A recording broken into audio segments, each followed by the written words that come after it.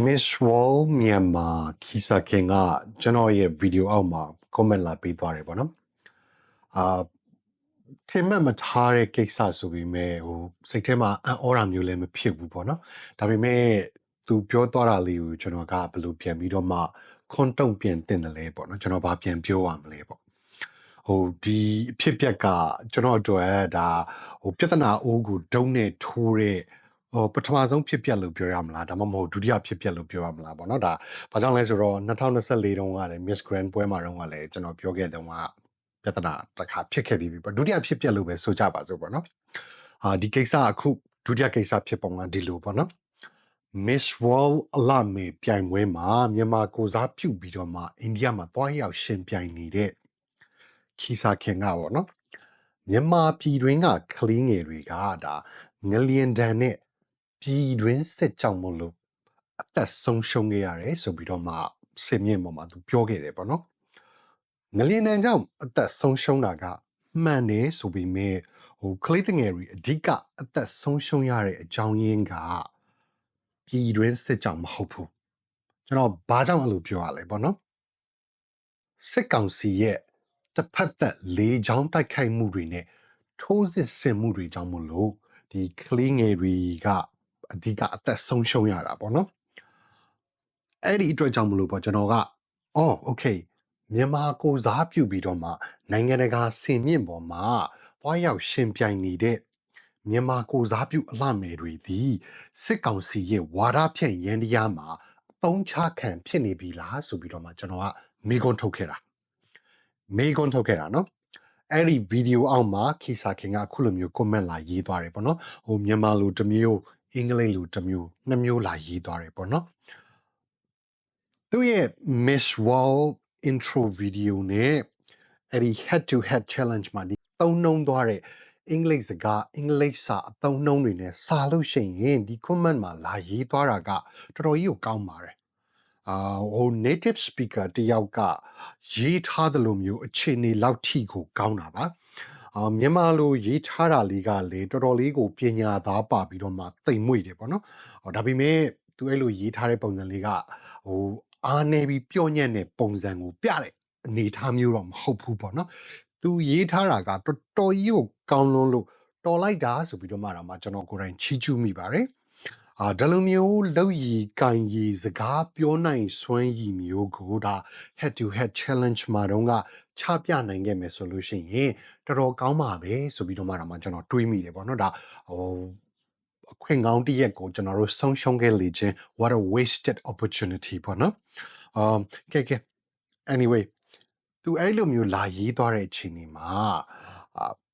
ဒီကိစ္စတစ်ခုလုံးက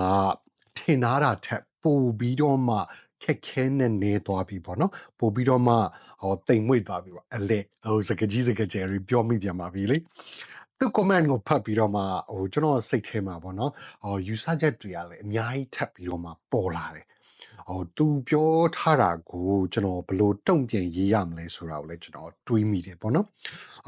ကျိုးပြောထားပါမယ်ဒီကလေးမကိုချစ်ချင်းမုန်းချင်းတစ်စက်မှမရှိပါဘူးဒါပေမဲ့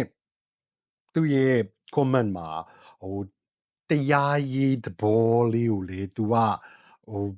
တရားရေးဆိုတာကျွန်တော်ပြောချင်တာ legal action ပေါ့နော်တရားဥပဒေနီးသဘောအရ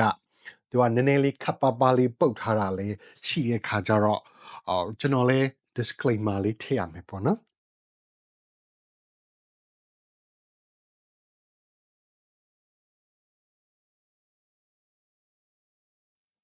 Okay ပထမဦးဆုံးသူအင်္ဂလိပ်လိုရေးထားတဲ့ comment လေးကိုကျွန်တော်တို့စကြည့်လိုက်အောင်ပေါ့နော်သူရေးထားတာကိုကျွန်တော်ဘာသာပြန်ရမယ်ဆိုလို့ရှိရင်အကိုပြောနေတာတွေကမမှန်ကန်ပါဘူးအလှမယ်ဆိုတာအတုံးချခံအထင်းချုပ်ခံလူဒန်းစားမဟုတ်ပါဘူးကလင်းငယ်ရီရဲ့အနာဂတ်ကိုဂရုစိုက်တဲ့သူဖြစ်သလိုလူမှုရေးရာအကြောင်းအရာတွေကိုလည်းထုတ်ဖော်ပြောဆိုနေတဲ့အမျိုးသမီးတွေဖြစ်ပါတယ်ပြည်တွင်းမှာဖြစ်ပျက်နေတဲ့မတည်ငြိမ်မှုတွေကြောင့်ကလေးငယ်တွေဘလောက်ထိခိုက်နစ်နာနေရပါတယ်ဆိုတာကိုကျမကိုယ်တိုင်မျက်ဝါးထင်မြင်တွေ့ခဲ့ရပါတယ်။အဲ့ဒီအတွက်ကြောင့်မို့လို့ကျမဒီလူအခွင့်အရေးနဲ့ငြိမ်းချမ်းရေးအတွက်ယက်တီပေးနေတာဖြစ်ပါတယ်။အလှမယ်တယောက်ရဲ့အလှတရားဆိုတာက သူ့ရဲ့အပေါ်ယံအတွင်ပြင်ကြီးပဲမဟုတ်ပါဘူးဘဟုတုတရက်တီချက်နဲ့စိတ်နှလုံးထဲကရက်တီမှုပါရပါမယ်အလှမေတွေဟာအတုံးချခံမဟုတ်ပါဘူးအပြောင်းလဲကိုထုတ်ဖော်ပြောဆိုမဲ့သူတွေဖြစ်ပါတယ်ရှင့်အနေနဲ့ငြိမ်းချမ်းရေးဆိုတာကိုတကယ်တန်ဖိုးထားတဲ့သူဖြစ်မယ်ဆိုလို့ရှိရင်အပြောင်းလဲတစ်ခုကိုဖော်ဆောင်ဖို့လောက်ဆောင်နေတဲ့ကျမတို့လိုလူငယ်တွေရဲ့စ조사အားထုတ်မှုကိုလည်းအတိအမှတ်ပြုသင့်ပါတယ်အရန်ကိုမှချုံမောပြပြပြီးတော့မှကောင်းမွန်လွန်လာတဲ့အတုံးအနှုံအရေးအသားလို့ကျွန်တော်တို့ပြောရမှာပေါ့နော်18နှစ်အရွယ်မြန်မာလူမျိုးတယောက်အနေနဲ့အင်္ဂလိပ်ဘာသာစကားကို native speaker တယောက်လိုမျိုးအနေထားထိရေးနိုင်တယ်လို့ပဲကျွန်တော်တို့ယူဆရမှာပေါ့နော်မြန်မာလိုရေးထားတဲ့ comment ကတော့ဒီမှာပါ post လုပ်ပြီးတော့မှဖတ်ကြည့်လို့ရပါတယ်ဒါကိုတော့ကျွန်တော်အသေးစိတ်မဖတ်ပြတော့ဘူးပေါ့နော်ကဲသူမြန်မာလိုရေးထားတာရောအင်္ဂလိပ်လိုရေးထားတာရောကအရန်ကိုမှကောင်းလွန်းနေတယ်မဟုတ်လားအမှန်တရားကိုပြောမယ်ဆိုလို့ရှိရင်ပေါ့နော်ကျွန်တော်ကိုယ်တိုင်တောင်မှအဲ့လောက်ကောင်းအောင်မရေးနိုင်ဘူးပေါ့နော်ကျွန်တော်ရဲ့အခြေအနေနဲ့ပဲနိုင်ပြီးပြောမယ်ပေါ့နော်ကျွန်တော်ကိုယ်တိုင်ကလည်းအင်္ဂလိပ်စကားပြောကိုအတန်ထွက်မကောင်းတယ်လို့တရားအတုံးနှုံချောမောမောအဲ့လောက်ထိအစင်းမြင့်မြင့်ကျွန်တော်မရေးနိုင်ပါဘူးထိုနည်းတူပဲလူအများရှိစင်မော်တက်ပြီးတော့မှပြောရတော့မယ်ဟိဆိုလို့ရှိရင်စိတ်လှုပ်ရှားတာမျိုးဘာမျိုးဖြစ်တတ်တဲ့အခါကျတော့အိုနင်းခွန်းနေလဲကျွန်တော်ဖြစ်တတ်တယ်ပေါ့နော်အဲ့ဒါကြောင့်မို့လို့ပေါ့နော်ဒီကမလေးဒီဒါသူ့ရဲ့ Miss World intro video မှာပြောသွားတဲ့အချိန်ဒီမှာနဲ့သူ head to head challenge စင်မော်မှာတက်ပြောတဲ့အချိန်မှာသူ့ရဲ့အင်္ဂလိပ်စာအသုံးနှုန်းကလေထွက်လေယူလေသိန်းကအရင်ကောင်းမွန်မနေဘူးလို့ကျွန်တော်တို့ဖြည့်တွေးပေးလို့ရတယ်ပေါ့နော်ဒါပေမဲ့သူ comment လာရေးထားတဲ့အချိန်မှာတော့အရင်ကမှကောင်းမွန်နေတယ်ဆိုတာဖြစ်နိုင်တယ်လို့ကျွန်တော်ဖြည့်တွေးပေးနိုင်တယ်ပေါ့နော်ဒါပေမဲ့အဲ့ဒီအတွေးနဲ့တစ်ချိန်တည်းမှာပဲနောက်တခြားအတွေးတစ်ခုကျွန်တော်ဝင်လာတယ်ပေါ့နော်အခုခေတ်မှာကကျွန်တော်တို့ AI တွေဘာတွေကျွန်တော်တို့သုံးလို့ရနိုင်ပြီးတော့ခါကြတော့PR firm တွေဘာတွေကိုကျွန်တော်တို့ငှားပြီးတော့မှသုံးတာမျိုးလည်းဖြစ်နိုင်တယ်ပေါ့နော်အဲ့ဒီအတွေးနှစ်ခုကျွန်တော်ခေါင်းထဲရောက်လာတယ်တကယ်လို့ AI ကိုသုံးပြီးတော့မှရေးမယ်ဆိုလို့ရှိရင်ပေါ့နော်AI ရေးဘယ်ကကောင်ကငါ့ကိုဒီလိုလာပြောနေတယ်အလားမယ်တယောက်အနေနဲ့ငါဘယ်လိုမျိုးတုံ့ပြန်ရေးတင်တယ်လဲဆိုပြီးတော့မှ AI ကိုမေးလိုက်ခဲ့မယ်ဆိုလို့ရှိရင် AI ကသူပြန်တဲ့ခွန်းတုံ့ပြန်မှုကိုထုတ်ပေးမှာပဲပေါ့နော်ဒါကကျွန်တော်ပထမတွေးမိတဲ့တစ်ချက်ပေါ့နော်ဒါမှမဟုတ်နောက်ဒုတိယတစ်ချက်ပေါ့နော်ကျွန်တော်တို့ယူဆခဲ့တယ်လို့မျိုးစစ်ကောင်စီကခိုင်းထားတဲ့လူသက်တိုက်များရှိနေသလားပေါ့နော်PR firm တစ်ခုခုကိုများသူတို့ငှားပြီးတော့မှရေးခိုင်းထားသလားပေါ့နော်ကျွန်တော်ပထမပြောဆိုထားတဲ့ဗီဒီယိုကိုမြင်တော့ဟလာဒီမေကတော့၎င်းဒါမှမဟုတ်ဒီမေကိုအားပေးတဲ့သူကတော့၎င်းပေါ့နော်ဒီ PR firm ကိုဆက်သွယ်ပြီးတော့ခါကြတော့ကဲဒီလိုချိန်နေရှိနေတယ်ငါတို့ဘယ်လိုခွန်းတုံ့ပြန်တင်တယ်လဲဆိုပြီးတော့မှပြောတဲ့ချိန်မှာအဲ့ဒီ PR firm ကသူတို့ကိုယ်တိုင်ရေးလိုက်တာတော့၎င်းဒါမှမဟုတ် AI ကိုသူတို့ရေးခိုင်းလိုက်တာတော့၎င်းဖြစ်နိုင်တယ်ပေါ့နော်ပြီးတော့မှဒီလိုမျိုးထွက်လာတဲ့စာအုပ်မှာကဲဒီလိုလေးဒီဟာကို comment မှာတွားရေးလိုက်ဆိုပြီးတော့မှပေးလိုက်တာမျိုးလည်းဖြစ်နိုင်တယ်ပေါ့နော်ဒါဖြစ်နိုင်ခြေတွေကအများကြီးရှိသွားပြီပေါ့နော်အဲ့ဒီအတွက်ကြောင့်မလို့ကျွန်တော်ကဒီအချိန်တွေကပို့ပြီးတော့မှခက်ခဲနဲ့နဲပြီးတော့မှပို့ပြီးတိမ်မွေးတဲ့အနေအထားကိုရောက်သွားပြီလို့ကျွန်တော်ပြောတာပေါ့နော်ကျွန်တော်ပြောခဲ့တဲ့ဒီအချိန်တွေနှစ်ခုကတကယ်ဖြစ်ခဲ့တယ်လို့ကျွန်တော်မပြောဘူးเนาะဖြစ်နိုင်ခြေရှိတယ်လို့ပဲကျွန်တော်ပြောတာเนาะသဘောပေါက်တယ်ဟုတ်နိုင်ငံတကာမှာကွာ celebrity တွေဟလာနိုင်ငံရေးသမားတွေတတိတကြွယ်တွေကပြဿနာအကြီးကျယ်တစ်ခုခုတက်ပြီဆိုလို့ရှိရင်သူတို့ကိုယ်တိုင်ဘယ်တော့မှinterview တွေမလုပ်ဘူးကွာသူတို့ကPR agency တွေဘာတွေငားတယ်ပြောစရာဆိုစရာရှိတယ်ဆိုလို့ရှိရင်အဲ့ဒီ PR agency တွေကရေးပေးတာတင်ပေးတာကိုပဲပြောကြဆိုကြလောက်ကြတယ်ကွာအဲ့လိုမျိုးကျွန်တော်တို့အထင်ရှားဆုံးဥပမာကိုကျွန်တော်တို့ပြရမယ်ဆိုလို့ရှိရင် Amber Heard နဲ့Johnny Depp ကတရားရုံးကအမှုကိုပဲကြည့်ဟုတ်တယ်မလားအဲ့ဒီမှာဆိုလို့ရှိရင်Johnny Depp ပြောသွားဆိုသွားတာတွေဒီPR firm က PR agency ကပြောခိုင်းဆိုခိုင်းတာတွေကိုပဲ ပြောသွားရေးသွားတာလေထိုနည်းတူစွာပဲ Amber Heard ကလည်းအဲ့လိုပဲလှုပ်သွားတာပဲဒါပေမဲ့ကျွန်တော်တို့အများပြည်သူလူထုရဲ့အမြင်ရက်တီမှုက Johnny Depp ဘက်ကိုပိုပြီးရောက်သွားတဲ့အခါမှာသူ့ PR firm ကလောက်ရကန်ရတာပိုပြီးအဆင်ပြေသွားတဲ့အနေထားပေါ့လေထားလိုက်ပါကျွန်တော်လမ်းနေချော်ကုန်လိမ့်မယ်ကဲကျွန်တော်တို့ပြောမယ့်ကိစ္စလေးကိုပြန်ဆက်လိုက်ရအောင်ပေါ့နော်အဲ့တော့ခီစာခင်ရေးထားတဲ့ comment ကိုကျွန်တော်တို့ဘာသာလဲပြန်ပြီးဖြည့်တွေးပေးတာတွေလည်းပြီးသွားပြီပေါ့ပြီးတော့ခါကျတော့ဖြစ်နိုင်ခြေရှိတာတွေကိုလည်းကျွန်တော်တို့ယူဆပြီးသွားပြီဆိုတဲ့အခါမှာကျွန်တော်ဘယ်လိုခွန်းတုံ့ပြန်ရမလဲပေါ့နော်သူခွန်းတုံ့ပြန်ထားတာလေးက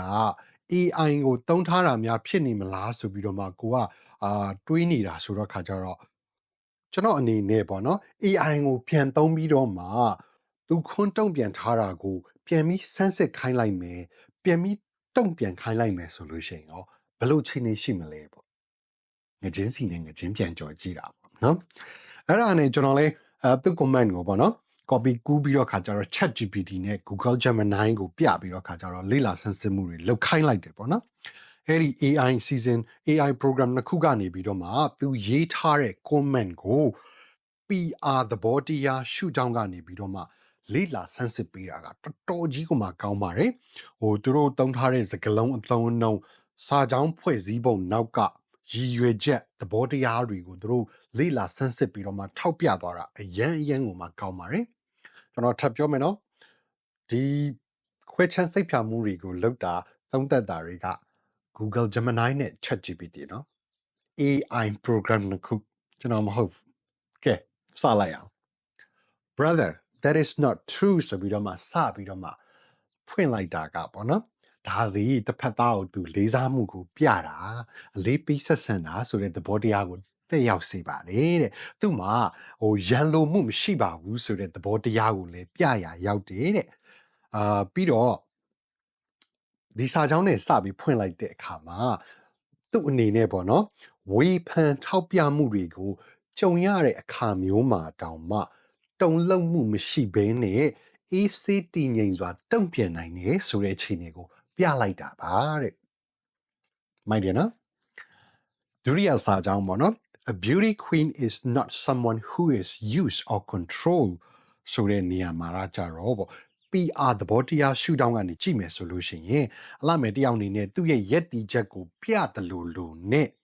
စကဦးလမ်းကြောင်းကိုလွှဲလိုက်တာပါတဲ့အလှမယ်တွေဒီတုံးချခံမဟုတ်ပါဘူးအဲ့ဒီတော့သူဒီလဲပဲစကစရဲ့ဝါဒဖြင့်ရန်တရားမှာအတုံးချခံမဟုတ်ပါဘူးဆိုပြီးတော့မှသူကပြောလိုက်တဲ့သဘောပါတဲ့မိုက်တယ်နော်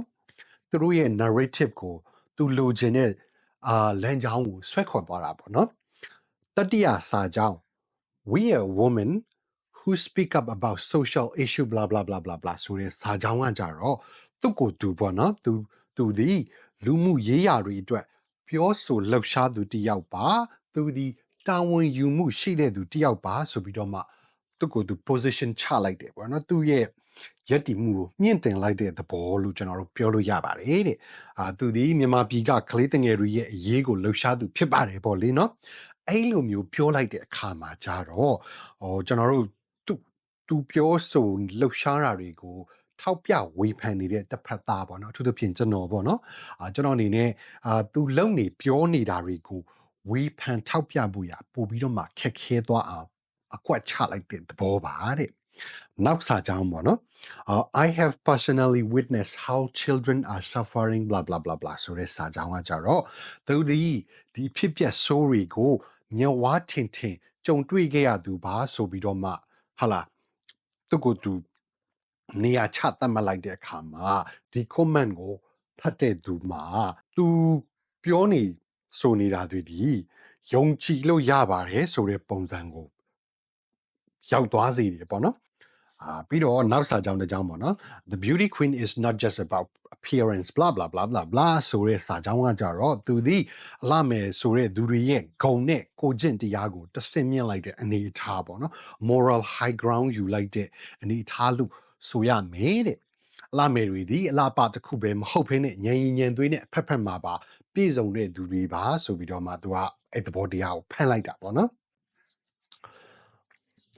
နောက်ဆုံးစာကြောင်းကအရေးအကြီးဆုံးစာကြောင်းလို့ကျွန်တော်တို့ပြောလို့ရတယ်ဗောနော် if you truly value peace then you should also respect blah blah blah blah ဆိုတဲ့စာကြောင်းရှင်သာငြိမ်းချမ်းရေးကိုတကယ်တန်ဖိုးထားရုံမှန်တယ်ဆိုလို့ရှိရင်ကျမတို့ကိုလည်းအလေးထားသင့်ပါတယ်ဆိုတဲ့သဘောမျိုးပြောထားတဲ့ဒီစာကြောင်းက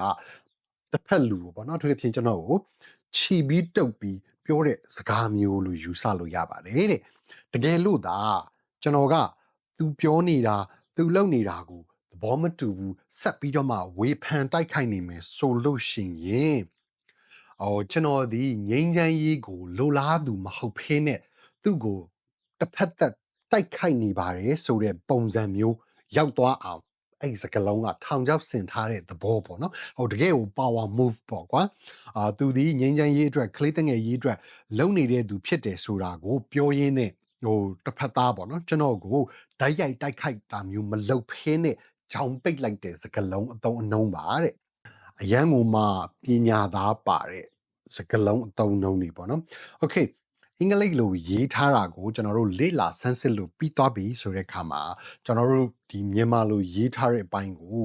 AI ကဘယ်လိုမျိုးဆက်ပြီးတော့မှခွဲချမ်းစိတ်ဖြာပြီးဘာသာပြန်မလဲပေါ့နော် PR သဘောတရားရှုထောင့်ကနေပထမစာကြောင်းကနေစမယ်ပေါ့နော်ကျမကိုမမှန်ကန်တဲ့ဆွဆွဲချက်တွေနဲ့တမင်တကာထင်မြင်ဖော်ပြတာကိုရက်စဲဖို့ကျမတိုက်တွန်းချင်ပါတယ်ပေါ့နော်ဒီစာကြောင်းက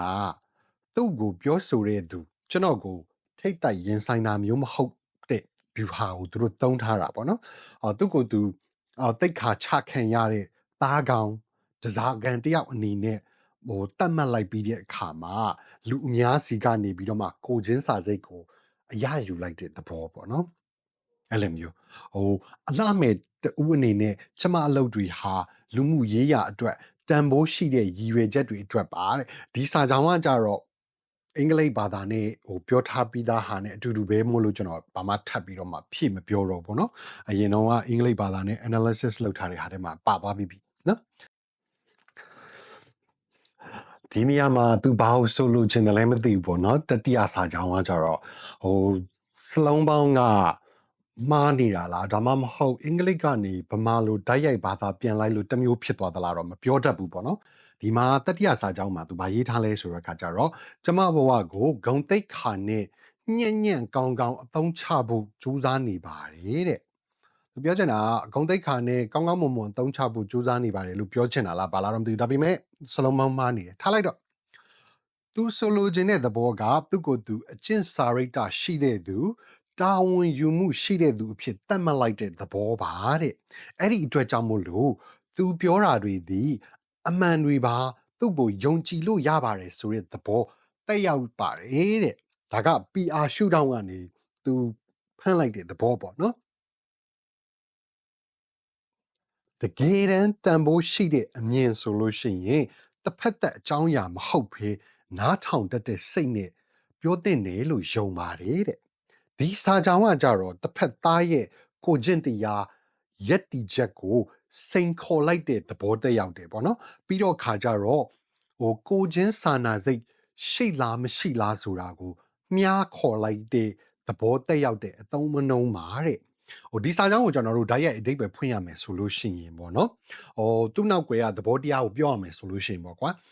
ဝေဖန်နေဆိုတာကဉာဏ်ပညာမရှိတဲ့သူပြင်းရည်တဲ့သူတွေရဲ့အလုပ်ပါအဲ့ဒီအတွက်ကြောင့်မို့လို့အပြုသဘောဆောင်တဲ့သဘောတရားမျိုးနဲ့ပြောဆိုသင့်တယ်ဆိုပြီးတော့မှသူပြောချင်တဲ့သဘောပေါ့နော်ပြီးတော့မဟုတ်တမ်းတရားတွေဆွဆွဲပြောဆိုမနေနဲ့ဆိုပြီးတော့မှတစ်ဖက်သားကိုမပြောဘဲနဲ့အဲ့အဓိပ္ပာယ်တက်ရောက်သွားအောင်လှုပ်လိုက်တဲ့သဘောပေါ့ကွာနော်နောက်စာကြောင်းတစ်ကြောင်းပေါ့နော်ဒါကြတော့ခဏပြောတဲ့တရားဥပဒေနီးအရာကျွန်တော်ပပလေးပုတ်လိုက်တဲ့စာကြောင်းပေါ့နော်မမှန်ကန်တဲ့ဆွဆွဲချက်တွေကတရားမဝင်တဲ့အပြုအမူဖြစ်တယ်ဆိုတာကိုနားလည်ပြီးပါတဲ့အဲ့တော့သူပြောချင်တဲ့သဘောကပေါ့နော်ချင်းချောက်တယ်ဆိုတဲ့စကားလုံးတစ်လုံးမှမသုံးထားဘူးเนาะဒီထဲမှာကတရားစွဲမယ်ဆိုတဲ့စကားလုံးတစ်လုံးမှမသုံးထားဘဲနဲ့ကျွန်တော်ဒါသူတို့ဒီတရားဥပဒေနီးရရေးယူရင်ယူလို့ရတယ်ဆိုတဲ့သဘောကိုပပလေးနဲ့ပုတ်လိုက်တယ်ဆိုတဲ့အခြေအနေပေါ့နော်ကောလာဟာလာတွေမမှန်ကန်တဲ့ဆွဆွဲချက်တွေကတရားရေးအမြင်နဲ့ကြည့်မယ်ဆိုလို့ရှိရင်ဒါအမှားတွေပေါ့နော်အဲ့ဒီအတွက်ကြောင့်မို့လို့ တကယ်လို့သူတို့ဘက်ကအရေးယူမယ်ဆိုလို့ရှိရင်ယူလို့ရတယ်ဆက်လုပ်တဲ့ရင်လှုပ်သွားမယ်ဆိုတဲ့သဘောကိုတိမ်တိမ်မွမွေလေးတတလေးနဲ့နာနာလေးနှက်သွားတာတဲ့နောက်ဆုံးစာကြောင်းအဲ့ဒီစာကြောင်းကလည်းအရန်ကုန်မှာပညာသားပါတယ်လို့ပြောရမယ်ပေါ့နော်ကျမကိုယ်တိုင်ကလေတဲ့ကျောင်းသားတွေကကျောင်းသားတစ်ယောက်ဖြစ်တယ်ဆိုတာကိုနားလေပြီးပါသူဒီလည်းပဲအများတွေကလူတစ်ယောက်ပါပဲဆိုပြီးတော့မှသူ့ရဲ့လူသားဆန်မှုတိမ်မွေ့နှုတ်နေမှုကိုပြပြီးတော့မှသူ့ကိုလည်းစာနာလေပေးတင်တယ်ဆိုပြီးတော့မှလှုပ်သွားတာပေါ့နော်တကယ်လို့ဒါသူ့ကိုစာနာလေမပေးဘူးဆိုလို့ရှိရင်ကျွန်တော်အနေနဲ့ပေါ့နော်ကျွန်တော်ဒီလူယုံမှာလူရိုင်းဆိုင်ကောင်ဆိုတဲ့ပုံစံမျိုးရောက်သွားမယ်ဆိုတဲ့သဘောကိုထဲ့မကြီးပဲနဲ့ပပလေးပညာသားပပလေးနဲ့ကျွန်တော်ပညာပြသွားတာပေါ့နော်ဒါ ChatGPT နဲ့ Google Gemini ကနေပြီးတော့မှသူရေးထားတဲ့ comment တွေကို PR shootout ကနေပြီးတော့မှလေ့လာဆန်းစစ်ပြီးတော့မှသူတို့ဘာကိုဆိုလိုချင်တယ်လဲဆိုတာကိုထောက်ပြသွားတာပေါ့နော်အချုပ်အနေနဲ့ထပ်ပြောရမယ်ဆိုလို့ရှိရင်ပေါ့ကွာခီစာခင်တုံ့ပြန်သွားတဲ့ပုံစံဒီတည်ငြိမ်မှုရှိတယ်ကိုချင်းစာစိတ်ကိုအသုံးချပြီးတော့မှရံမလို့ပဲနဲ့တုံ့ပြန်ထားတယ်သူဒီမြမပြည်မှာဖြစ်ပျက်နေတာတွေကိုကိုယ်တိုင်ကိုကြကြုံတွေ့ခဲ့ရသူဖြစ်လို့သူ့တွေ့ကြုံတွေဒီအစစ်အမှန်ပါဆိုတဲ့ပုံစံမျိုးပုံဖော်ထားတယ်ပေါ့နော်သူလှုပ်ဆောင်နေတဲ့လှုပ်ရက်တွေဒီငင်းချမ်းရေးပြီးကလေးတငယ်အရေးပညာရေးနဲ့စိတ်သက်ခွန်အားပေးရေးဆိုတဲ့ကိစ္စတွေအတွက်လှုပ်ဆောင်နေတာဖြစ်တဲ့အတွက်ကြောင့်မလို့တစ်ဖက်သားမှာပေါ့နော်ကျွန်တော်မှာပေါ့နော်ကျွန်တော်အနေနဲ့သူ့ကိုတိုက်ခိုက်ခြင်းနဲ့ဆိုရင်တိုက်ခိုက်ပါစေသူသည်ကျွန်တော်ကိုရန်လိုစိတ်မရှိဘဲနဲ့တုံ့ပြန်ထားတယ်ပြီးတော့သူလှုပ်ဆောင်နေတဲ့ကိစ္စတွေခဏပြောထားတဲ့ဒီငင်းချမ်းရေးကလေးတငယ်ရေးဘာညာရေးကိစ္စတွေဒီအများပြည်သူအတွက်လှုပ်ဆောင်နေတာဖြစ်လို့လူအများကနေပြီးတော့မှသူ့ဘက်ကနေရက်တီပြီးတော့မှကာကွယ်ပြောဆိုပေးလို့ရတဲ့အနေအထားဖြစ်အောင်သူပုံဖမ်းထားတယ်ပေါ့နော်နောက်ထပ်အရေးကြီးတဲ့အချက်ကလေးတစ်ခုကသူဒီတိုက်ခိုက်ဝေဖန်မှုတွေကိုကြုံလာခဲ့ရတဲ့အခြေအနေမျိုးမှာတော့မှသူ့အနေအထားဘက်ကိုအကောင်းဘက်ဖြစ်အောင်ပြောင်းလဲလို့ရအောင်အခြေအနေကိုဟုတ်လားပြောင်းပြန်လှန်ပစ်လို့ရအောင်လှုပ်လို့ရတဲ့အနေအထားမျိုးသူကဘက်ပေါင်းစုံကနေကာပြီးတော့မှရေးထားတဲ့ပုံစံမျိုးဖြစ်တယ်ဆိုတာကိုပြောလို့ရပါတယ်တဲ့ဒါ Google နဲ့ Gemini ကGoogle Gemini နဲ့ ChatGPT ကနောက်ဆုံးအနည်းချုပ်အနေနဲ့ပြန်ပြောထားတာပေါ့နော်ကျွန်တော်တို့မဉ္ဇဉ်တူပေါ့နော် artificial intelligence ဆိုပေမဲ့တောင်းစီအောင်ထောက်ပြသွားတာကလက်ဖြားခါလောက်ဆရာပဲเนาะစာကြောင်းတစ်ကြောင်းချင်းစီရဲ့အဓိပ္ပာယ်နဲ့သူတို့ဘယ်လမ်းကြောင်းကိုဘယ်လိုဆွဲသွားတယ်ဘယ်လိုပုံဖော်သွားတယ်ဆိုတာတွေကိုဟာလာပုံစံမျိုးစုံတောင်းမျိုးစုံကနေပြီးတော့မှဟာလာအဓိပ္ပာယ်တွေကိုတက်ကနေထောက်ပြသွားတာစောင်းဝမ်းမိုက်တယ်เนาะနှုတ်တရားစာတလုံးဆိုတဲ့ကိစ္စကြီးကတကယ်မှန်တာပဲပေါ့နော်အဲ့တော့ထားလိုက်တော့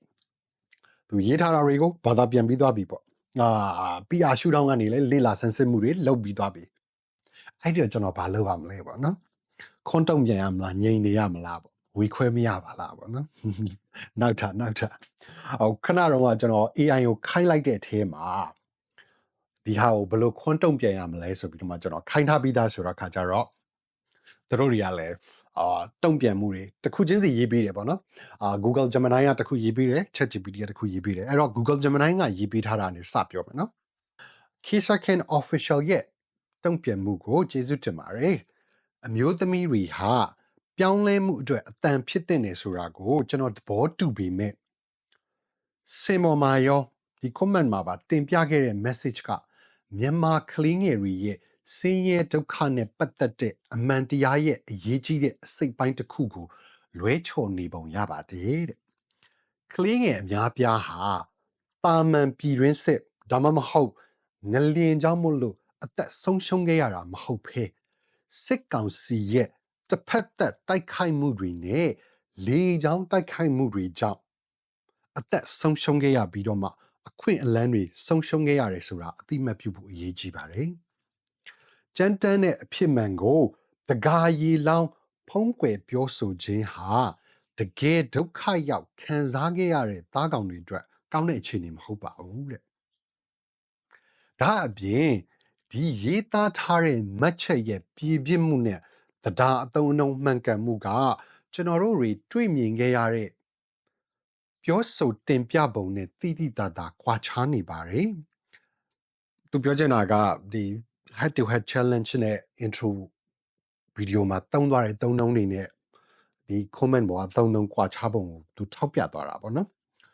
စစ်မှန်တဲ့ထောက်ခံအားပေးမှုအတွက်ပြောဆိုတဲ့အတန်ဆိုတာကစစ်မှန်မှုရှိရပါမယ် message ကလည်းချန်လက်ထားတာတွေလှလှပပပြင်ဆင်ထားတာတွေမရှိဘဲအချက်အလက်ပေါ်အခြေခံထားရပါမယ်စစ်မှန်တဲ့ငြိမ်းချမ်းရေးဆိုတာအမှန်တရားကိုရင်ဆိုင်ခြင်းကနေလာတာဖြစ်ပြီးတော့အမှန်တရားကိုဖုံးကွယ်ထားတဲ့ပညာသားပါဖန်တီးထားတဲ့ဇလန်းတွေကလာတာမဟုတ်ပါဘူးတဲ့ mic drop နောက်တစ်ခုအနေနဲ့ပေါ့နော်ကျွန်တော် chat GPT ကနေပြီးတော့မှရေးပေးထားတဲ့တုံ့ပြန်မှုလေးကိုကျွန်တော်ပြချင်တယ်ပေါ့နော်မြန်မာပြည်အတွက်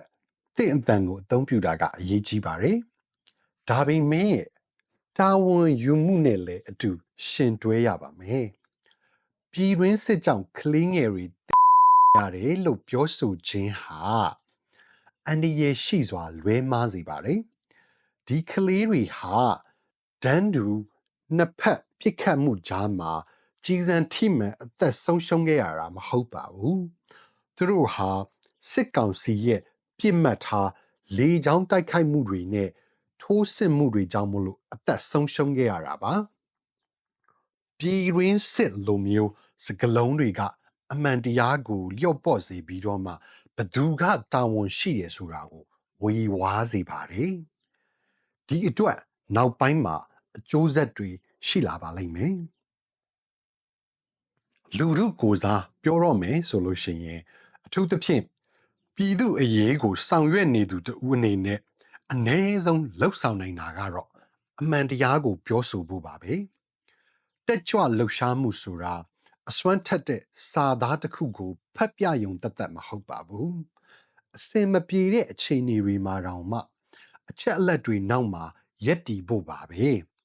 ဒါထက်ရော့နေရင်ဒုက္ခရောက်ခဲ့ရသူတွေအတွက်နစ်နာစေပါတယ်ဒါအပြင်သူမရဲ့စကားပြောဟန်နဲ့ဒီမှတ်ချက်ကြားကဘာသာစကားနဲ့စကားပြောဟန်ရုတ်တရက်ပြောင်းလဲသွားတာကတခြားတယောက်ကဒီတုံ့ပြန်မှုကို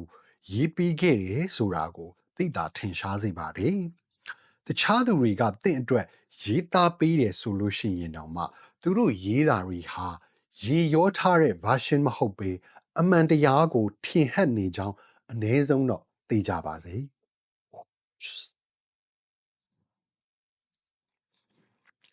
ချက် GPT ကကျန်းလာလားသူ့ရဲ့တုံ့ပြန်မှုက down စိတယ်ဆိုပြီးမြဲတော်တော်ကြီးကိုကျန်းတယ်လို့ပဲပြောရမှာပေါ့နော်ဒီ program နှစ်ခုကထုတ်ပြန်ပေးတဲ့တုံ့ပြန်မှုတွေကကွာခြားတယ်လို့ကျွန်တော်တို့ပြောလို့ရပြီမြဲအနှစ်သာရကတော့ဒါအတူတူပဲလို့ပဲပြောရမှာပေါ့နော်အဲ့ဒီတော့က ChatGPT နဲ့ Google Gemini AI နှစ်ခုရဲ့အဆိုအရပေါ့နော်ဒါခီစာခင်တယောက်စင်ပေါ်မှာပြောသားတဲ့စကားတွေအပါအဝင်ပေါ့နော်ကျွန်တော်ဗီဒီယိုအောက်မှာ comment လာပေးသွားတဲ့မှန်ထဲမှာသူတုံးထားတဲ့စကားလုံးအသုံးအနှုန်းအသွားအလာတွေကအများအတွက်advocacy အများအတွက်ပြောဆိုပေးနေတာ ਨੇ မတူဘဲနဲ့ PR သဘောတရားပို့ပြီးတော့မှဆန်နေတယ်ဆိုတာကိုပြသွားတာတဲ့အမှန်တရားခါပါတယ်ကျွန်တော်တို့တကားကြီးလောင်းပြီးတော့မှ civil war လို့ပြောလို့မရပါဘူးလို့သူကပြောလိုက်တဲ့သဘောနဲ့တူတူပဲပေါ့နော်ခီစာခင် comment လာရေးသွားတာ ਨੇ နီးတူပဲပေါ့နော်တချို့လူတော်တော်များများကလည်း comment တွေလာပေးကြတယ်လာရေးကြတယ်ပေါ့နော်နင်ပင်းငစနှစ်ပြားမတန်အောင်ဆဲသွားတဲ့လူတွေလည်းရှိသလိုဆဲတဲ့စကားတစ်လုံးမှမပါဘဲနဲ့ဖဖထေးထေးလေးဝိုင်းပြောကြတဲ့လူတွေလည်းရှိတယ်ပေါ့လေနော်ဆဲတဲ့ comment တွေကတော့တကယ်ကျွန်တော်စိတ်ထဲမှာဘယ်လိုမှမခံစားရဘူးကြိုက်တဲ့လောက်ဆဲဘာမှမဖြစ်ဘူးပန်းနဲ့ပေါက်တဲ့လောက်တောင်မနာအောင်နော်ဖဖထေးထေးပြောနေတဲ့ comment တွေကိုမြင်ရတာတော့ကျွန်တော်တကယ်စိတ်မကောင်းဘူးပေါ့နော်ခီစာခင်လေးကအသက်16နှစ်လေသူ့မှာဒီလောက်ပဲပြောပိုင်ခွင့်ရှိမှာပေါ့သူပြောပိုင်ခွင့်ရှိတဲ့ဘောင်ထဲကပြောပြီးသွားတာပဲလေကျွန်တော်တို့ကကျေးဇူးတော်တင်ရမှာပေါ့သူ့ကိုမပြောင်းပါနဲ့ဆိုပြီးတော့မှအဲလိုမျိုးလာရေးထားတာမျိုးမြင်ရတော့ကျွန်တော်စိတ်မကောင်းဘူးပေါ့နော်ဘလို့ဖြစ်လဲဆိုတော့စစ်ကောင်စီရဲ့ဝါဒဖြန့်ရန်တရားကြီးကကောင်းကောင်းအလုံးလုံးနေတာပါလားဆိုပြီးတော့မှကျွန်တော်တွေးမိသွားတယ်ပေါ့နော် အသက်18နှစ်ဆိုတာနဲ့ဒီဟာတွေကဘာဆိုင်လို့လဲဆိုပြီးတော့မှမေးစရာရှိပါတယ်ကျွန်တော်အမြင်မှာပေါ့နော်အသက်18နှစ်အရွယ်မိန်းကလေးတစ်ယောက်ကိုစားပြုမေအဖြစ်ရွေးလိုက်တာကဝါဒဖြန့်ရန်ရာအတွက်တော်တော်ကြီးကိုအကျိုးရှိတယ်ပေါ့နော်18နှစ်ဆိုတဲ့အသက်အရွယ်ကြောင့်ပဲပေါ့နော်ဝေဖန်မဲ့သူတွေမှာကလေးမလေးကအသက်18နှစ်မပြောတော့ပါဘူးလေဆိုပြီးတော့မှလက်ဆောင်သွားတာမျိုးဖြစ်နိုင်တယ်ပေါ့နော်ကျွန်တော်လိုမျိုးအသက်ကြီးနေတဲ့လူဆိုလို့ရှိရင်တော့ပို့ဆိုးတာပေါ့ကမလေးကိုငါတို့ကတစ်ဖက်သက်အနိုင်ကျင့်လိုက်တယ်လို့မျိုးဖြစ်သွားမှာဆိုရတယ်ကမလေးကငါတို့ပြောထားဆိုထားတာတွေကိုမြင်သွားလို့ရှိရင်စိတ်တက်ကြပြီးတော့မှ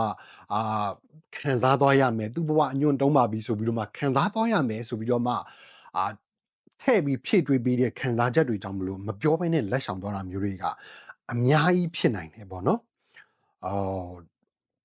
အသက်ငယ်ရွယ်တဲ့လူတွေကိုဒီလိုမျိုးနိုင်ငံကိုစားပြုဆိုပြီးတော့မှလွှတ်တာကနောက်ထပ်ရွေချက်တစ်ခုပေါ့နော်သူတို့ရဲ့နောက်မျိုးဆက်ပို့ပြီးတော့မှငယ်ရွယ်တဲ့သူတွေကိုပါလွှမ်းမိုးမှုရှိတယ်ပေါ့နော်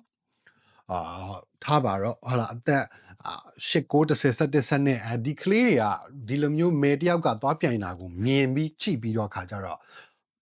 နံပါတ်1တကယ်မြေပြင်ပေါ်မှာဖြစ်နေတဲ့အနိဋ္ဌာယုံတွေကနေသူတို့အာယုံလွှဲနိုင်မယ်ဟာလာဒါဖြောပြမှုတစ်ခုအနေနဲ့ကျွန်တော်တို့ကြည့်ပြီးတော့မှအာယုံလွှဲနိုင်တယ်ဒါပြဿနာမရှိဘူးလို့ပြောလို့ရတယ်ဒါပေမဲ့ဒီအလှမယ်တွေအလှမောင်တွေပြောတဲ့စကားတွေကကလေးငယ်တွေကိုပို့ပြီးတော့မှလွှမ်းမိုးမှုရှိတယ်သူတို့တွေကဟာလာဒီအလှမယ်တွေလှမောင်တွေကပြည်တွင်းစစ်လို့ပြောလိုက်လို့ရှိရင်ကလေးတွေကလည်းပြည်တွင်းစစ်လို့ပဲထင်မှာနောက်ပိုင်းပေါ့နော်စစ်ကောင်စီအနေနဲ့သူတို့ရဲ့ဝါဒဖြန့်ရန်တရားကိုတဆင့်တက်ပြီးတော့မှအဆင့်မြင့်မယ်ဟိဆိုလို့ရှိရင်ဥပမာပေါ့နော်ပြည်တွင်းစစ်ကြီးဒွန့်ရှင်နေရတာတွေဒီကျွန်တော်တို့တိုင်းရင်းသားလက်နက်ကင်တွေကြောင့်ပါ PDF တွေကြောင့်ပါဆိုပြီးတော့မှဝါဒဖြန့်လိုက်မယ်ဆိုလို့ရှိရင်ဒီကလေးငယ်တွေရဲ့စိတ်ထဲမှာဒီ PDF တွေကြောင့်မလို့ပြီးတော့ခါကျတော့တိုင်းရင်းသားလက်နက်ကင်တွေကြောင့်မလို့ပြည်တွင်းစစ်ကြီးကအဒွန့်ရှင်နေတာပါဆိုပြီးတော့မှပဲမြင်ကြတော့မှာလीเนาะထိုနည်းတူစွာပဲနိုင်ငံတကာဆင်မြင့်ပေါ်မှာလည်းပြည်တွင်းဆင့်ကြောက်ပါဆိုပြီးတော့မှနိုင်ငံတကာရဲ့အမြင်တွေကိုလည်းတဖြည်းဖြည်းသူတို့ပြောင်းယူလို့ရတယ်ပေါ့နော်ဒါကဝါဒဖြန့်ရန်နေရပဲနိုင်ငံရေးအမြင်ကိုပြောင်းလဲဖို့ဝါဒဖြန့်ခြင်းပဲပေါ့နော်အဲ့ဒီမှာတချို့ comment တွေကဗာပြောကြလဲဆိုတော့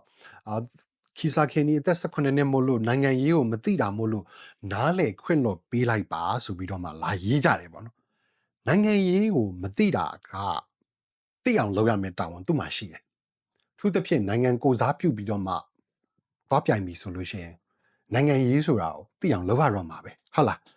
ထိုနည်းသူစွာပဲသူ့ရဲ့မိဘအုပ်ထိန်းသူကလည်းနိုင်ငံရေးဆိုတာသိအောင်သူ့ကိုတွင်တင်ဆုံးမပေးရမှာပဲအဲ့ဒီအတွက်ကြောင့်မို့လို့ကိုဘယ်စကလုံးကိုတုံးလို့ရှိရင်ဘယ်အဓိပ္ပာယ်ထွက်မယ်ဆိုတာကလည်းသိကိုသိရမယ်ခီစာခင်တယောက်ပြည်တွင်းစစ်ဆိုတဲ့စကလုံးကိုသုံးနှုံးသွားတာကသူ့ရဲ့ရွေးချယ်မှုလည်းဖြစ်နိုင်တယ်ဒါမှမဟုတ်တူးတယောက်နဲ့တိုင်ပင်ဆွေးနွေးထားတာကိုယူသုံးလိုက်တာလည်းဖြစ်နိုင်တယ်နော်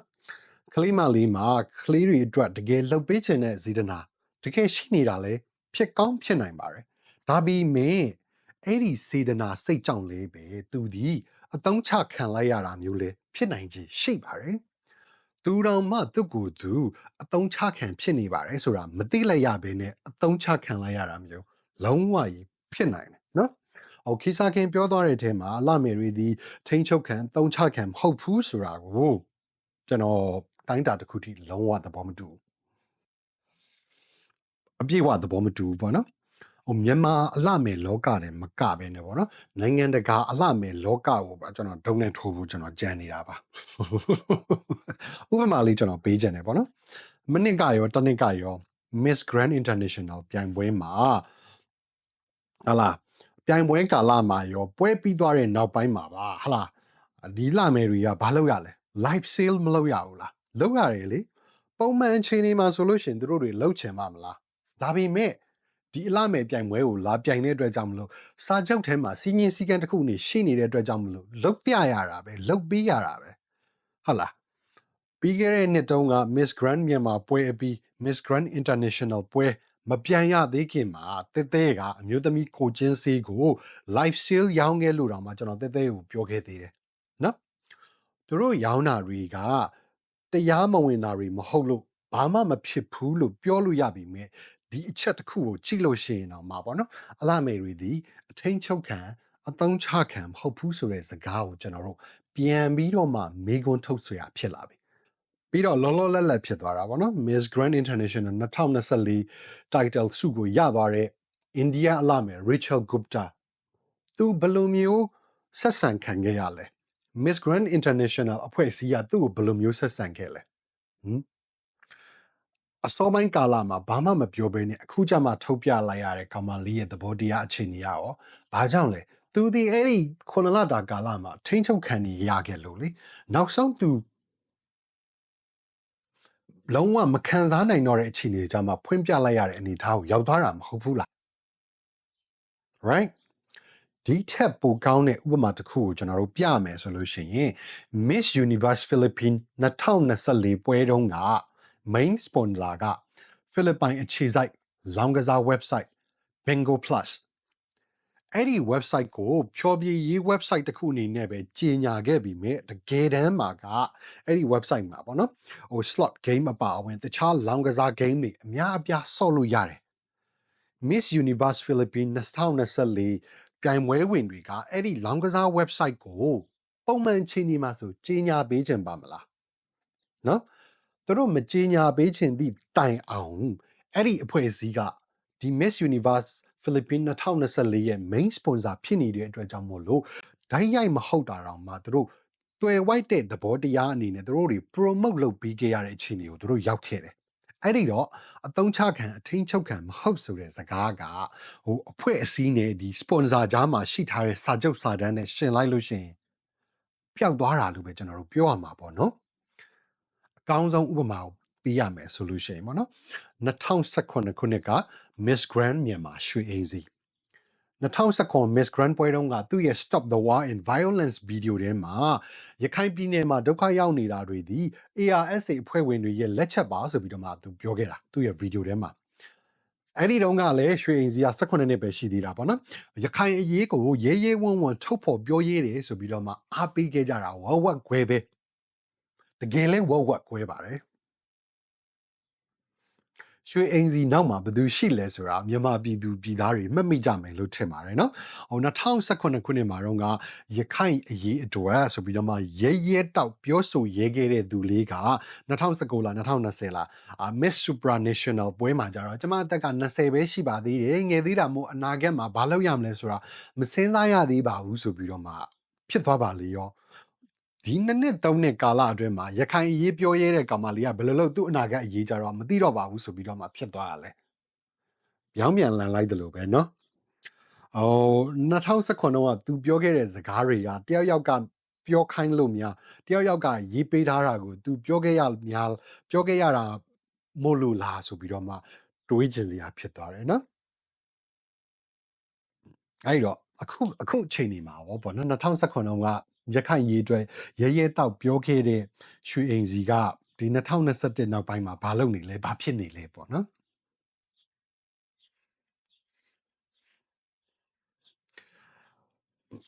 Miss Grand Miss Philippines အဲ့ဒါတွေကိုပဲပြောလို့ပေါ့နော်ဟို Miss World ပွဲရရောပြဿနာတွေနဲ့ကင်းရလားဆိုတော့လည်းမကင်းပါဘူးဒီအခု2025ပွဲမှာတော့မှပေါ့နော်အင်္ဂလန်အလှမယ်က Miss World ပြိုင်ပွဲကနေနှုတ်ထွက်ခဲ့တယ်ပေါ့နော်အဲ့မှာသူကလည်းနှုတ်ထွက်ရတဲ့အကြောင်းရင်းကိုမျိုးစုံပြောတာတွေတော့ရှိတာပေါ့လေသူသူတို့အလှမယ်2ယောက်အဲ့လိုမျိုးpair လုပ်ပြီးတော့မှာပေါ့နော်ယောက်ျားကြီး6ယောက်နဲ့ဇပွဲဝိုင်းတစ်ဝိုင်းထဲမှာထိုင်ရတယ်သူတို့တွေဒီ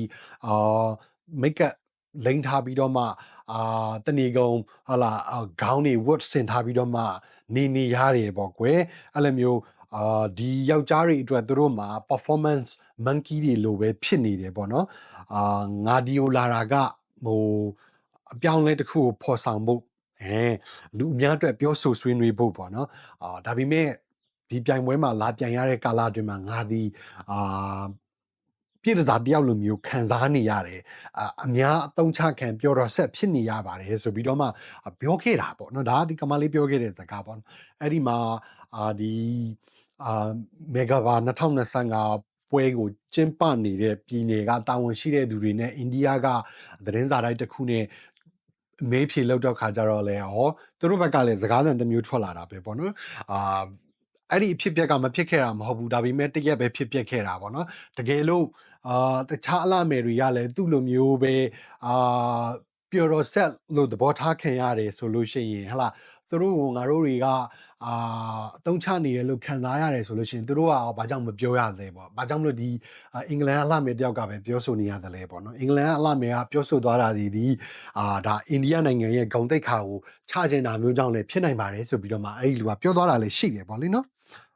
အဲ့တော့က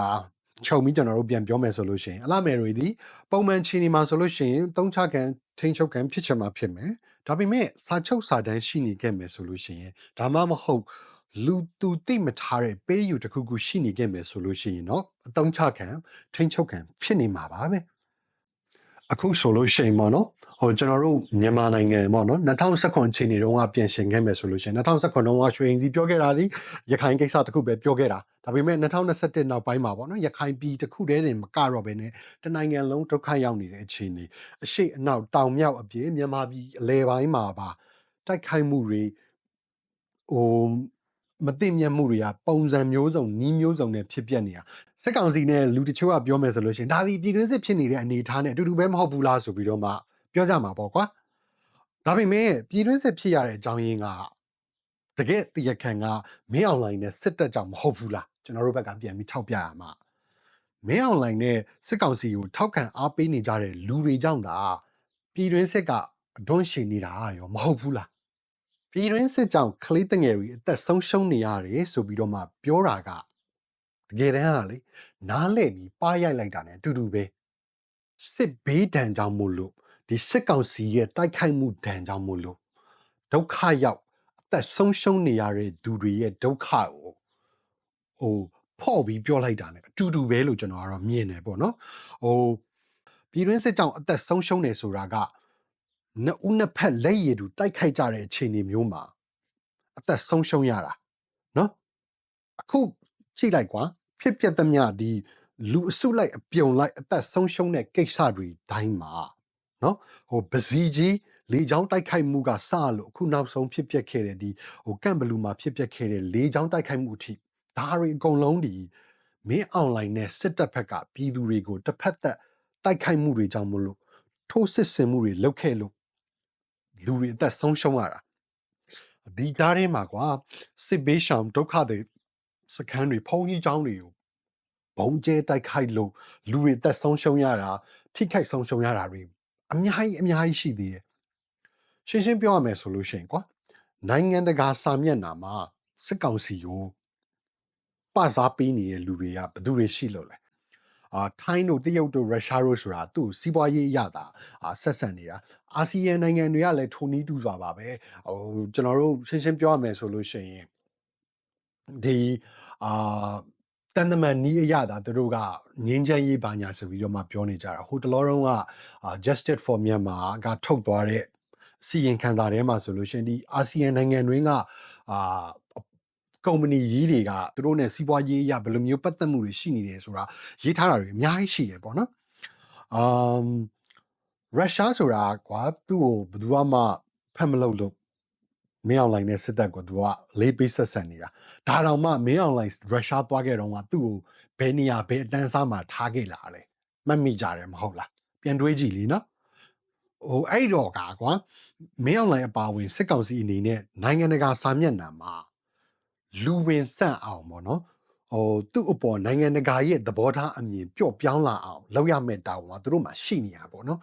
ဒါပေမဲ့သူ့အပါအဝင်စစ်ကောင်စီကအဖွဲ့ဝင်တွေကိုနိုင်ငံတကာကဒီလိုပိတ်ဆို့ထားတော့ခါကြတော့ပိတ်ဆို့တန်ခတ်ထားတော့ခါကြသူတို့ကသွားလို့မရဘူးသူတို့ကိုယ်တိုင်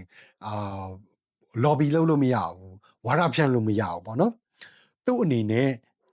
နိုင်ငံတကာအမြင်ကိုပြောင်းလဲအောင်စ조사ဖို့လောက်ကင်ဖို့ဆိုလို့ရှိရင်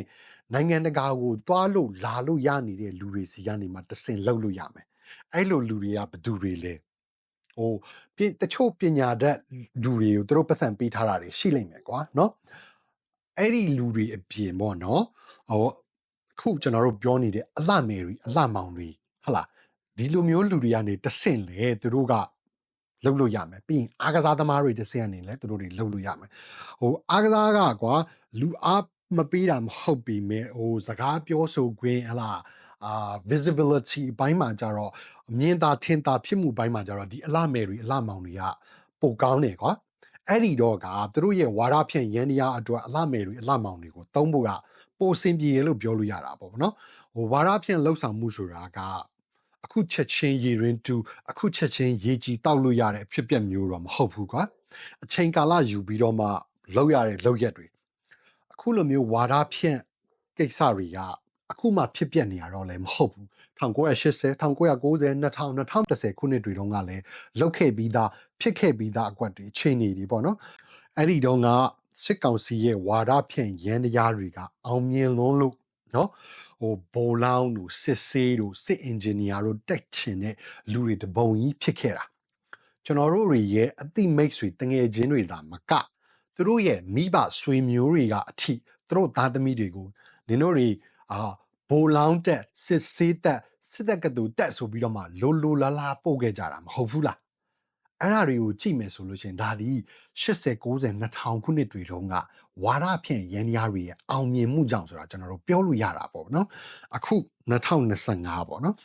မဲအွန်လိုင်းနဲ့တို့စစ်တပ်ကအာဏာသိမ်းလာတာ၄နှစ်ကျော်ကာလအတွင်းမှာလူတွေတော်ခြေကုံလက်ပန်းကျလာပြီဆိုတာကျွန်တော်တို့ပြောလို့ရတယ်စိတ်ထွက်ပေါက်စိတ်ပျော်ရာကိုနီးမျိုးစုံနဲ့ရှာနေကြတဲ့အချိန်မှာကွာအွန်လိုင်းမှာလူပြောများစေမဲ့ဗီဒီယိုတွေကနေမှတဆင့်တို့တွေဝါဒဖြန့်လို့ရတယ်အခုလိုမျိုးလှတာပတာဝတ်စားထားတဲ့အလှမဲအလှမောင်ပြိုင်ပွဲတွေကနေမှတဆင့်ဝါဒဖြန့်လို့ရမယ်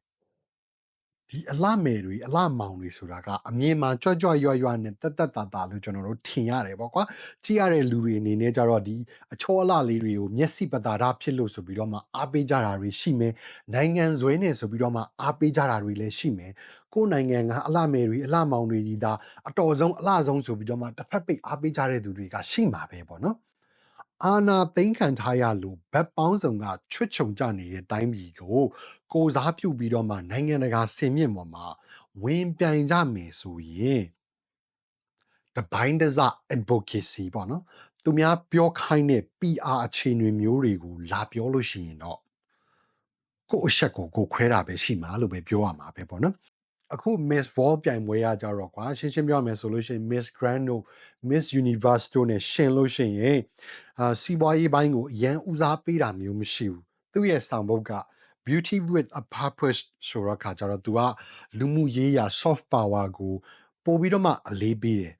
ဒါတောင်မှပြဿနာလွတ်တာမဟုတ်ဘူးပေါ့နော်ခဏကျွန်တော်ပြောခဲ့တဲ့ဒီ Miss World England ကပြိုင်ပွဲကနေနှုတ်ထွက်ခဲ့တဲ့ကိစ္စကိုပဲကြည့်ပေါ့နော်ထားလိုက်တော့ဒီပွဲကိုလာပြိုင်ကြတဲ့နိုင်ငံတကာကအလှမယ်တွေဆိုတာကသူတို့ရဲ့ကိုယ်ပိုင် project တွေကိုနှစ်ရှည်လာများဒီဇိုင်းမတ်လောက်လာခဲ့ကြတဲ့သူတွေပြင်ဆင်မှုကြီးစွာနဲ့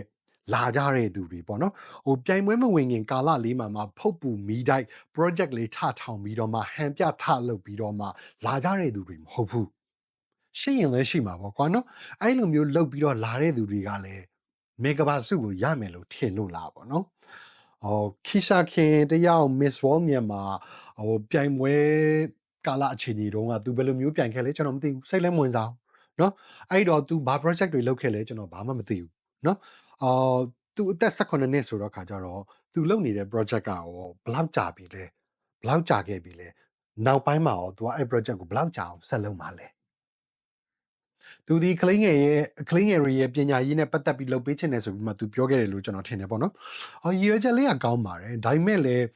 သူပြောသွားတဲ့စကားတွေကပေါ့နော် advocacy ဆိုတာထက် PR နဲ့ပိုတူနေတယ်ပေါ့နော်။အသက်18နှစ်အရွယ်ကလေးမလေးတယောက်ပြည်တွင်းမှာရှိနေတဲ့ကလေးမလေးကဒီလောက်ပဲပြောလို့ရမှာပေါ့ဆိုပြီးတော့မှထောက်ပြတဲ့သူတွေပြောပြတဲ့သူတွေရှိတယ်ပေါ့နော်။ကျွန်တော်ပြောခဲ့တယ်လို့ပဲကလေးမလေးရဲ့ပြောခြင်းလုပ်ခြင်းနဲ့ရည်ရွယ်ချက်ကအမှန်တကယ်ရှိနေခဲ့တယ်ဆိုလို့ရှိရင်တော့မှအဲ့ဒီရက်တီချက်ဥတီချက်တွေကစစ်ကောင်စီရဲ့ PR တစ်ခုအနေနဲ့အသုံးချခံရနိုင်တဲ့အနေအထားရှိနေတယ်နော်ပြီးတော့ကောင်မလေးနဲ့စစ်ကောင်စီကြားမှာဓာတ်ရိုက်ထိတွေ့ဆက်ဆံမှုမျိုးမရှိဘဲနဲ့စစ်ကောင်စီဘက်ကဝါဒဖြန့်ရန်တရားမှာကောင်မလေးပါလာအောင်ဆွဲလုပ်ရတယ်နော်ဂျားကန်လူတွေရှိတယ်ပြောချင်တာအလွယ်ဆုံးဥပမာပြောရမယ်ဆိုလို့ရှိရင်ထူးအံလွင်ရှိတယ်ကွာထူးအံလွင်ကိုယ်တိုင်တော်မှစစ်ကောင်စီကလူတွေနဲ့ဓာတ်ရိုက်ကြီးဆက်ဆံပြောဆိုခွင့်ရှိတဲ့အနေအထားရှိချင်မှရှိမှာနောက်ထပ်ကြားမှာဘယ်နှစင်ထက်ခံမလဲကျွန်တော်တို့မသိဘူးเนาะ ကျွန်တော်တို့လူတွေကပြောကြတယ်ပေါ့နော်ဖျားသခင်ဒီလျှို့ဝှက်သောနီလန်းဖြင့်အလုံးလောက်တော်မူသည် God walks in mysterious ways ပေါ့နော်ကျွန်တော်ကတော့အဲ့ဒါနည်းနည်းလေးပြင်ပြီးတော့ပြောချင်လဲဆိုတော့ကျတော့ the hunter walks in even more mysterious and cunning ways နော်စစ်ကောင်စီဒီလျှို့ဝှက်စွာရုပ်မာစွာအောက်တန်းကျစွာအလုပ်လုပ်တည်လို့ပေါ့နော်တချို့ comment တွေကလာပြောကြတယ်ပေါ့နော်စစ်ကောင်စီကအဲ့လောက်မအားပါဘူးစိတ်မပူကြနဲ့ပေါ့နော် no စစ်ကောင်စီဒီသူလှုပ်เสียရှိတာကိုဘယ်တော့မှမပြတ်ကွက်ခဲ့ဘူးဒီဇိုင်းမတ်လုပ်နေခဲ့တာတိုက်เสียရှိတာတိုက်တယ်လေချောင်းကနေခြာတာရောမြေပြင်ကနေခြာတာရောမပြတ်တယ်လို့မျိုးပဲလူတွေကိုပုံစံမျိုးစုံနဲ့ညီးမျိုးစုံနဲ့အာယုံလွဲပြီးတော့မှမေ့မျောနေအောင်ပျော်မွေ့နေအောင်ဝါဒဖြန့်เสียရှိတာကိုဝါဒဖြန့်တယ်သူလှုပ်เสียရှိတာကိုအမြဲတမ်းဒီဇိုင်းမတ်လှုပ်လာခဲ့တာဘာလို့လဲဆိုစစ်ကောင်စီနော်စစ်ကောင်စီကနေပြီးတော့မှ2025 March လလောက်မှာမြန်မာပုံရိပ်ဖော်ညွှန်းရေးအဖွဲ့မြန်မာ narrative think tank ဆိုပြီးတော့မှအဖွဲ့တစ်ဖွဲ့ဖွဲ့စည်းခဲ့တယ်ပေါ့နော်အဲ့ဒီအဖွဲ့ထဲမှာဒီနိုင်ငံရေးစီးပွားရေးနယ်ပယ်တွေကကျွမ်းကျင်တဲ့သူတွေပါတယ်လို့ရုပ်ရှင်နဲ့သတင်းစာနယ်ဇင်းနယ်ပယ်ကနာမည်ကြီးလူတွေလည်းပါတယ်ဆိုပြီးတော့မှကျွန်တော်တို့သိရတယ်ပေါ့နော်ဒီလူတွေရဲ့အဆွဲအပွားတွေကနေသက်ဆိုင်ရာနယ်ပယ်တွေကကိစ္စတွေမှာဝါဒဖြန့်ဖို့ဆောင်ရွက်နေတာတွေမရှိဘူးလို့အာမမခံနိုင်ဘူးเนาะမြန်မာနိုင်ငံမှာငလင်လောက်တော့စစ်ကောင်စီကနိုင်ငံတကာကိုအကူအညီတောင်းခံတယ်ငလင်ကိုအကြောင်းပြုပြီးတော့မှပွဲလန့်တုံဖြခင်းမြောက်ပြဆန်တောင်းတာပေါ့လေနော်အဲ့ဒါနဲ့မရှိမနှောင်တစ်ချိန်တည်းမှာပဲမြမအရေးကျွမ်းကျင်သူတွေလို့နာမည်ခံထားတဲ့နာမည်ကြီးပုံကို2ယောက်3ယောက်လောက်စီကနေပြီးတော့မှFacebook post တွေတပြိုင်နက်တည်းတက်လာတယ်ပေါ့နော်စစ်ကောင်စီတော်မှအခုနိုင်ငံတကာကနေပြီးတော့မှအကူအညီတွေတောင်းခံနေပြီးအတိုက်ခံဖွဲ့တွေကလည်းပူးပေါင်းဆောင်ရွက်ဖို့လိုပါတယ်အာဏာသိမ်းပြီးတော့မှ၄နှစ်မှာနိုင်ငံရေးပြဿနာအချက်အတဲတွေအခက်အခဲဆုံးအခြေအနေကိုရောက်နေပြီးအစွန်းရောက်တဲ့အယူဝါဒတွေကိုဘေးဖယ်ပြီးတော့မှရင်ကြားစိတ်ဆွေးနွေးတဲ့တရားစကလုံးတွေကို Facebook ပေါ်မှာတင်ခဲ့ကြတာနော်တော်လန်ရေးအင်အားစုတွေကိုအပြစ်တင်တရားပေါ့နော်အနောက်အသွားမလွတ်တလွတ်စကလုံးအပေါင်းနှုံးတွေကိုပညာရှိဆန်ဆန်ရေးသားတင်ပြခဲ့တာလူ2ယောက်3ယောက်လောက်ရှိရနော်အဲ့ဒီလူတွေကိုထောက်ခံအားပေးကြတဲ့လူလက်တဆုပ်စာလဲရှိမှာပေါ့လေနော်ဝိုင်းဆဲကြတဲ့လူတွေလည်းရှိတာပေါ့လေပညာတတ်လူငယ်အတိုင်းအဝိုင်းမှာတော့ဒီလူကြီးတွေဒီတော်တော်ကိုမှအောက်တန်းကြပါလားဆိုပြီးတော့မှအတန်တစီစီထွက်ခဲ့တာပေါ့နော်အဲ့လိုရေးသားဖော်ပြခဲ့ကြတဲ့လူကြီးတွေနဲ့မြန်မာ narrative think tank ပေါ့နော်မြန်မာပုံရိပ်ဖော်ညွှန်းရေးအဖွဲ့ကလူတွေကြားမှာဘယ်လိုမျိုးပတ်သက်ဆက်နွယ်မှုတွေရှိမလဲဆိုတာလည်းမပြောတတ်ဘူးပေါ့နော်ရှိရင်လည်းရှိမယ်မရှိရင်လည်းမရှိဘူးပေါ့နော်ဒါပေမဲ့ချိန်ကာလတိုက်ဆိုင်နေတာလေးတခုတော့ကျွန်တော်ထောက်ပြချင်တာပေါ့နော်ကျွန်တော်တို့မြန်မာပြည်သူလူထုတန်ပေါင်းများစွာရဲ့ဘဝတွေအသက်အိုးအိမ်စည်းစိမ်တွေကပျက်စီးဆုံးရှုံးခဲ့ရပြီဒီလိုမျိုးရင်ကြားစိတ်ရေးပါဆိုပြီးတော့မှပြောနေတဲ့သူတွေကဘာများယဉ်နီးခဲ့ရဆုံးရှုံးခဲ့ရလို့ရင်ကြားစိတ်ရေးဆိုတဲ့စကားကိုလေသံပြစ်ပြောရေးတာလေပညာတတ်တွေအောက်တန်းကြပြီးရုံမာပြီးဟိတ်ဆိုလို့ရှိရင်တော်ယုံလူတွေလိုက်မမီဘူးဆိုတဲ့စကားကတော်တော်မှန်တာပဲပေါ့နော်လူတချို့ရဲ့ယက်တီမှုတွေယက်တီချက်တွေကငွေတုံးနဲ့မြားပြီးတော့မှခေါ်လို့ရှိရင်ရိမ့်တက်ကြတဲ့သဘောများရှိနေသလားပေါ့နော်အဲ့လိုလူတွေကိုမြင်ရတဲ့အခါမှာစိတ်မကောင်းဖြစ်မိသလိုပဲပေါ့နော်ဘာနဲ့တိုက်ဘာနဲ့ဖို့မလဲပြိုဘူးဆိုတဲ့လူတွေရှိနေသေးတာကိုလည်းကျွန်တော်တို့ဝမ်းသာရတယ်ပေါ့နော်တော်လန်ရေးကြီးရက်နာမယ်မရက်နာဘူးဆိုတာကဒီတော်လန်ရေးမှာပါဝင်လှုပ်ရှားနေကြတဲ့သူရဲကောင်းလူငယ်တွေရဲ့အဆုံးအဖြစ်ပါသူရဲပေါင်းကြောင်ပြီးတော့မှအပလာထုနေတဲ့ပညာရှိကျွမ်းကျင်သူနာမည်ခံနေတဲ့လူတစုရဲ့အပြောအဆိုကြောင့်မလို့တော်လန်ရေးရတော့ရက်သွားမှာမဟုတ်ဘူးလို့တော့ကျွန်တော်ထင်တယ်ပေါ့နော်အခုပြောခဲ့တဲ့အကြောင်းကစစ်ကောင်စီလက်အောက်ခံမြမပုံရိပ်ဖော်ညွှန်းရေးအဖွဲ့ရဲ့လက်တံကနိုင်ငံရေးစီးပွားရေးနယ်ပယ်တွေကိုဘလောက်ထိထိုးဖောက်ရောက်နိုင်ခြေရှိမရှိဆိုတာကိုပြချင်ုံမှာ အလှမဲ့လောကတဲကိုရောစစ်ကောင်စီရဲ့လက်တံဒီအဖွဲ့ရဲ့လက်တံကဘလောက်အတိုင်းတာထိရောက်နေမလဲဆိုတာကိုသူတို့ကိုယ်တိုင်ကလွယ်လို့ဘယ်သူမှသိပါမဟုတ်ဘူးပေါ့နော်ကျွန်တော်ပြောခဲ့သလိုမျိုးပေါ့နော်အလှမဲ့ပွဲတွေကနေစစ်ကောင်စီကဝါဒဖြန့်မှုလုပ်တယ်ဆိုတာကမဖြစ်နိုင်ဘူးဆိုတာပြောလို့မရဘူး beauty with a purpose ဆိုတာကဘာကိုဆိုလိုတာလဲဆိုတာကိုသိချင်လို့ရှိရင်ဟန်နီနွေဦးဆိုတဲ့ကောင်မလေးကိုပဲကြည့်နော်မြန်မာအရေးကျွမ်းကျင်သူဆိုတဲ့ဖိုးကြီးတွေဖွားကြီးတွေဂျန်လီတွေဟန်နီနွေဦးလေးကိုကြည့်ပြီးတော့မှကိုပြန်ဆန်းစစ်ကြပေါ့နော်ငါတို့တွေကရက်တိမှုခိုင်မာတဲ့သူလားဟိုရင်းဒီကူးလုံနေတဲ့စိတ်လက်စီတွေလားဆိုတာကိုပြန်ပြီးဆန်းစစ်ကြပေါ့ရှင်းပြောရစတန်းဆိုလို့ရှိရင်မြန်မာနိုင်ငံအခုလိုမျိုးဒုက္ခရောက်နေတဲ့အခြေအနေမှာအလှမဲအလှမအောင်ပြိုင်ပွဲတွေကိုဝင်ပြိုင်နေတဲ့သူတွေမှာ win-win အခြေအနေမျိုးကိုဘယ်တော့မှရနိုင်မှာမဟုတ်ဘူးကွာသူတို့တွေရဲ့အခြေအနေနဲ့စစ်မှန်တဲ့ advocacy တစ်ခုကိုဘယ်လို့မှလှုပ်ဆောင်နိုင်တဲ့အခြေအနေမရှိဘူးတကယ်စစ်မှန်တဲ့ advocacy ကိုပြောမယ်ဟိလုပ်မယ်ဟိဆိုလို့ရှိရင်ကြတော့လေစစ်ကောင်စီရဲ့ရန်ကိုကြောက်ရတယ်အဲ့ဒီအတွက်ကြောင့်မို့လို့တကားကြီးလောင်းထားတဲ့ advocacy ကိုပြောလို့ရှိရင်ပြောမိတဲ့ခါမျိုးမှာဆိုလို့ရှိရင်ကြတော့ကျွန်တော်တို့လူမျိုးတွေထောက်ပြတာကိုတို့မှခံရတယ်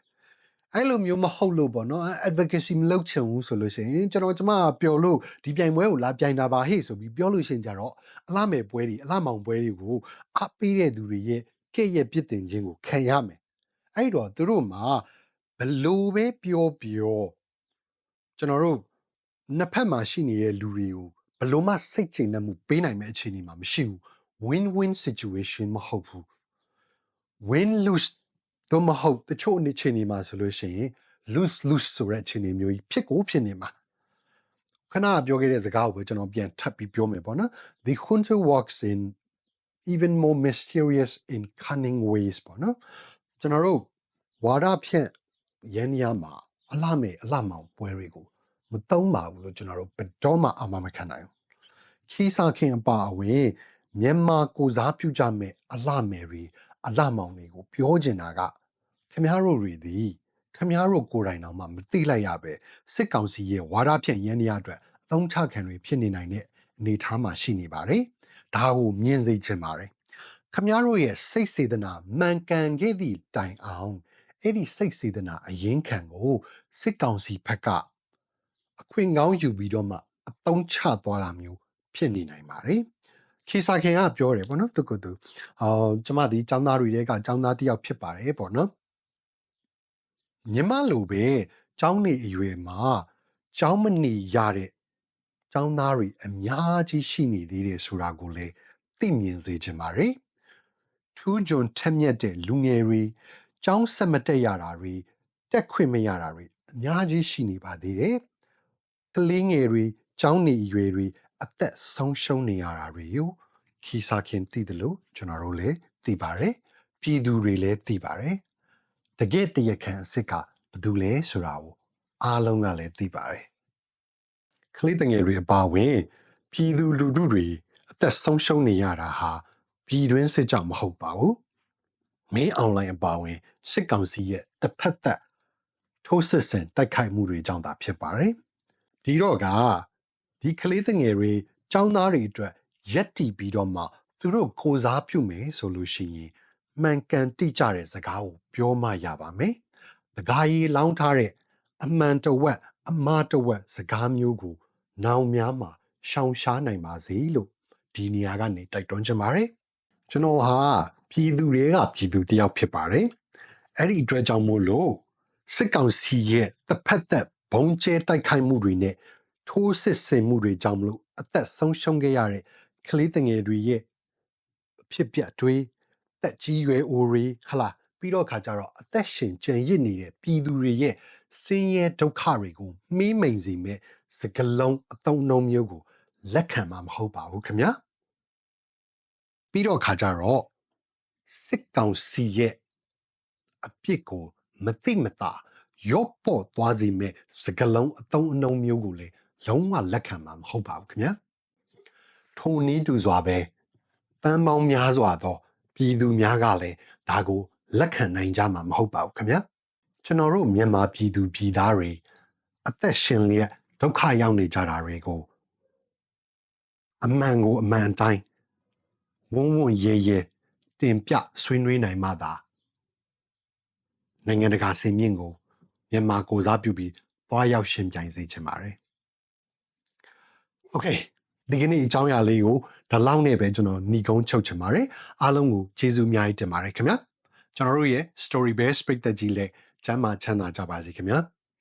နောက်ဗီဒီယိုမှာကျွန်တော်တို့တွေပြန်တွေ့ကြပါမယ်ခင်ဗျာတတား